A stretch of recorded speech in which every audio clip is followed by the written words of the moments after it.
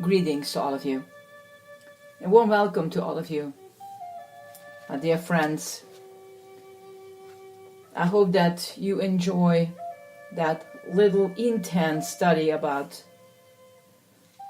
in the word Proverbs. So come with me to a new one that says, listening is a skill. This is your Pastor Jenny. Listen, my son, and I will add my daughter, to your father's instruction, and do not forsake your mother's teaching.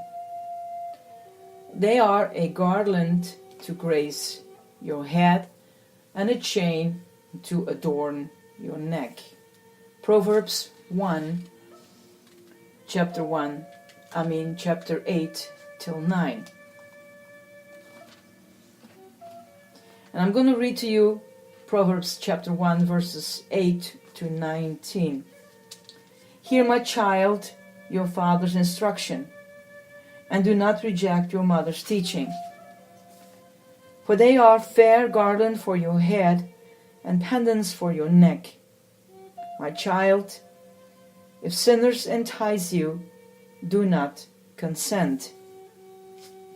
If they say, come with us, let us lie in wait for blood. Let us wantonly ambush the innocent. Like Sheol, let us swallow them alive, and whole like those who go down to the pit. We shall find all kinds of costly things. We shall fill our houses with booty. Throw in your lot among us. We will all have one purse. My child, do not walk in their ways. Keep your foot from their paths, for their feet run to evil. And they hurry to shed blood, for in vain is the net bedded, while the bird is looking on. Yet they lie in wait to kill themselves and set an ambush for their own lives. Such is the end of all who are greedy for gain. It takes away the life of its possessors. It's no mistake that as Solomon introduced the topic of wisdom to his audience, one of the first commands he issued was to listen. We've all known someone who was convinced he knew best and spurned the counsel of the wise. But no one will grow in wisdom without developing the skill of listening.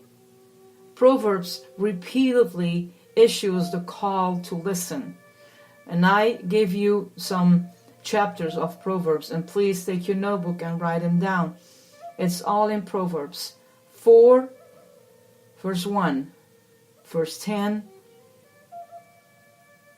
verse 20, chapter 5 verse 1, verse 7, chapter 7 verse 24, chapter 8 verse 32, chapter 19 verse 20, chapter 22, verse 17, chapter 23, verse 19 and 22. The first people we usually learn to take instruction from are our parents. That would be the normal way to go. But some are raised by grandparents because things happened, or for so many other reasons, there were not even grandparents or not even parents where children were brought to another place. So, but still I don't want to avoid the very important word listening. But no amount of parental wisdom will help a child if he or she refuses to listen. The end of the responsibility is on your side. And as we all came from childhood, when we were raised, we knew exactly, if we look back, that there were times that we were just felt not comfortable in obedience and just listened what our parents or grandparents or whatever spiritual mother or father would tell us that was best for us.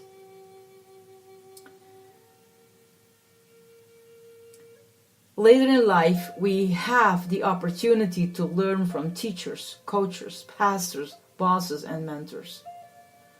But our listening skills, or lack of them, will follow us to each relationship, and that is a true statement. You can avoid authoritative people and say, well, I will best find myself another person. It makes my life easier. But remember that the ball will be thrown back on your side. The sooner we develop the ability to be a good listener, the better. And listening costs. That means that you turn your head to the person who is talking to you and open your ears to receive. Solomon asserts that those who listen to instructions and apply wise teaching will be blessed. He wrote, "They are a garland to grace your head and a chain to adorn your neck." In Solomon's era, the garland and chain served as symbols of honor, guidance, and protection.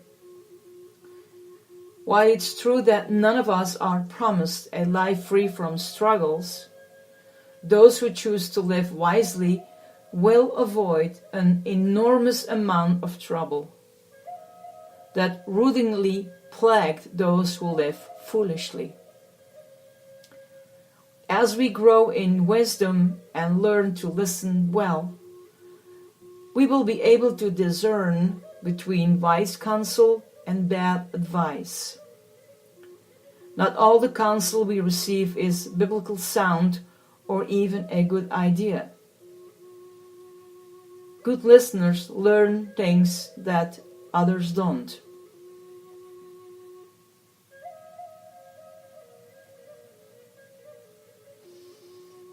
And take my word for that. I never learned anything while I was talking.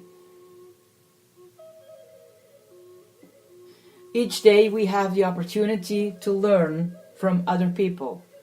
In fact, we can even learn from foolish people. As we watch and listen to foolish people speak, we can learn what to avoid. And, of course, as we watch and listen to the wise, we can learn how to live well. A key component in becoming a good listener is admitting we still have things to learn.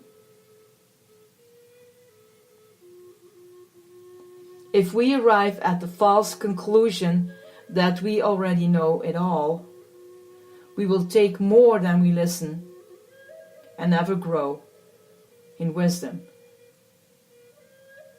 We will talk more than we listen. Excuse me. Pray with me. Father, I acknowledge I have much to learn. I pray you will help me develop my listening skills, and that I will be someone who is eager to learn.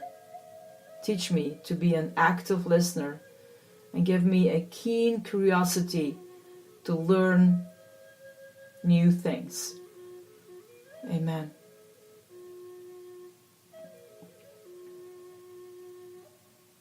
How would you describe your listening skills? When someone speaks to you, are you engaged in what he or she is saying, or are you focused on how you will respond? Do you approach each day with the possibility of learning something new.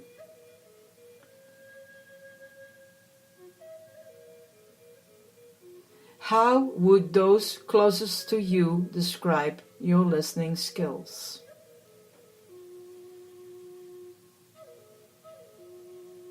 And I leave that up to all of you for this day and for the rest of your life.